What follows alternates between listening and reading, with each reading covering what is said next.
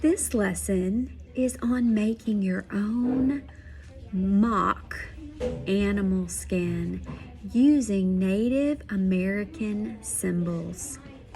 The first thing that you're going to need for this lesson is your paper bag. Mrs. Gainey included in your bag, I sent you a paper bag that you can use, and inside of it, I have given you a paper bag which you are going to take apart. Please start at the bottom of the bag. You're going to want to gently, like you're unwrapping a gift, put your finger under and then take this apart. Mrs. Gainey is going to continue doing this on the other side so that you can see.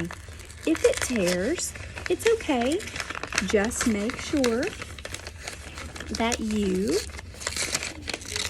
open the bag from the bottom and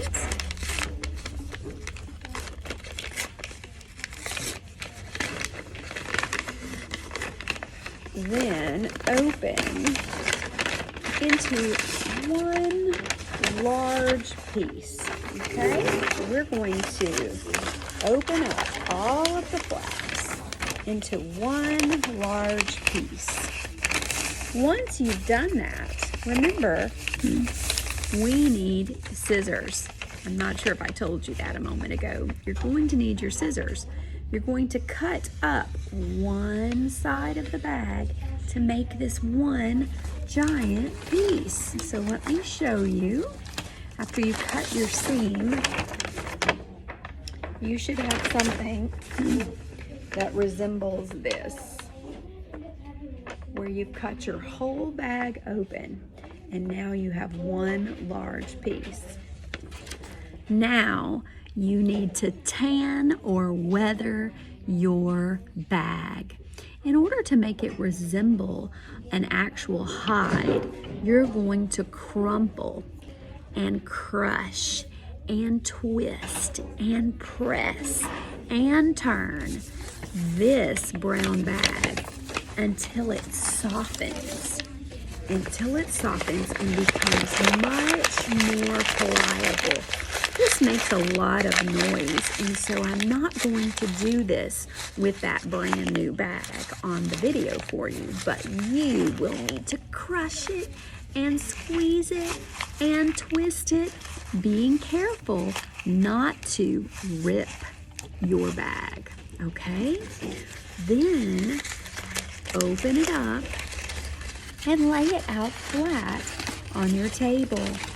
After all that twisting and turning and squishing and whatnot, you're going to need to flatten it out. You use your hands, and also Mrs. Gainey's friends have learned that the edge of a table, taking the material and rubbing it back and forth across the edge of a table or a counter, makes it much smoother and much easier to work with. So that is my request of you. Do this first.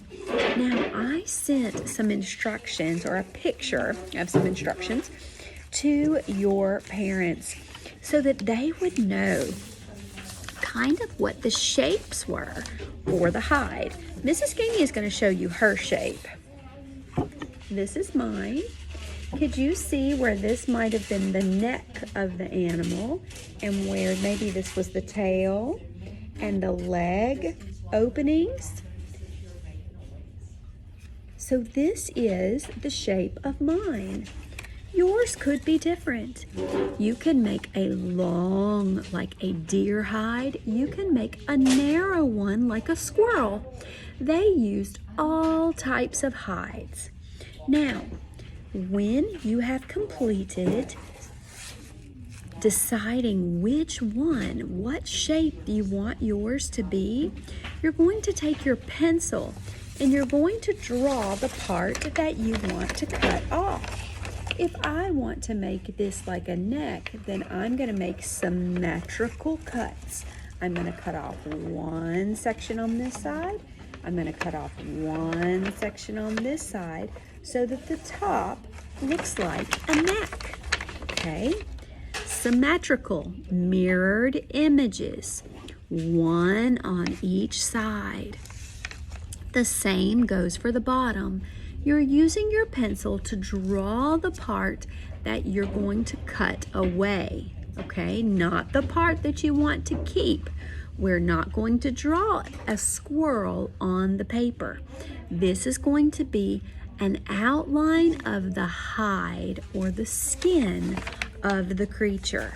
Now, it's okay if you decide, Mrs. Gainey, I'm not interested in doing that. I just want to make a small rectangle or an oval. That's okay. What if you want to make a snake skin? That's okay. A nice long strip makes a beautiful snake skin, and that might be something that you would enjoy. I'm going to read to you a small part of If You Lived with the Iroquois.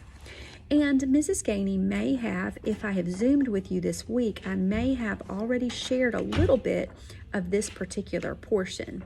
But let me start here. If I were a Native American, what kind of clothing would I wear? Well, everyone's clothing was handmade. You would wear skins. You would wear deer skins. The Native American women tanned, cut, and sewed the deer skins. Like other Native Americans, all of the people used what nature provided, and they fashioned it or made it to fit their needs. Women often wore long skirts that reached almost to their ankles. The skirts were decorated with beads or porcupine quills that were dyed red, blue, and yellow.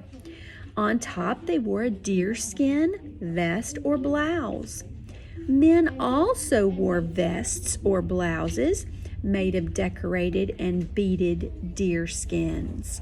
And so that might be one thing that they used these hides to create. So how would we prepare skins for clothing? Before skins could be made into clothing, they needed to be tanned. Tanning was a most interesting process. You'd not only use the skin of the deer, but its brains. The women mixed the brains with moss, and then they formed cakes that they set out to dry. These cakes could last for years. When it was time to tan a skin, the first thing that had to happen was the women scraped off all the hair. The fur needed to come off of the skin, and so they scraped the skin. Then she would take that dried cake of deer brains and moss, and she would add it to boiling water. As she did, she would then remove any pieces of moss that remained in the liquid. Then she would take the skin that needed to be tanned, and she would press it down into the boiling pot with the deer brains. She would let the skin soak in that solution for a few hours. Then she would take it out and wring out all the extra liquid, but being careful because the pores on the skins were now open, which made the fabric or the leather very easy to tear. Now, at this point, the women would need to dry it. So they would take old corn cobs and they would throw them on top of a fire. And then they would build a tripod of sticks over the fire and place their skin over the tripod so that the smoky corn cob fire, the smoke from the fire and the heat from the fire would begin drying out their skin. This was important. This is how the skins would be ready to be cut and stitched into clothing. Notice that they would also mount them on boards. So this would also be a good shape for a hide. a long rectangle with a little bit of a jagged end, and then they would stitch. Well, we're not going to be stitching our hives, but what we are going to do is we're going to take a marker and we're going to make a stitching pattern. Mrs. Gainey's students in the classroom used a triangular pattern, almost like they were making mountains, and they went all the way around to mimic the stitching. Then I'm going to ask that you choose just a few colors to use. They didn't use every color in the coloring box. They didn't have all of those colors. Mrs. Gainey chose 3 colors to use on her skin.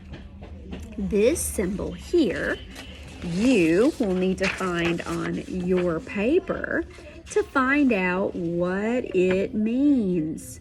This was one that I chose, and then I chose a bird. I have not finished my bird. It needs a beak and eyes, but I love birds.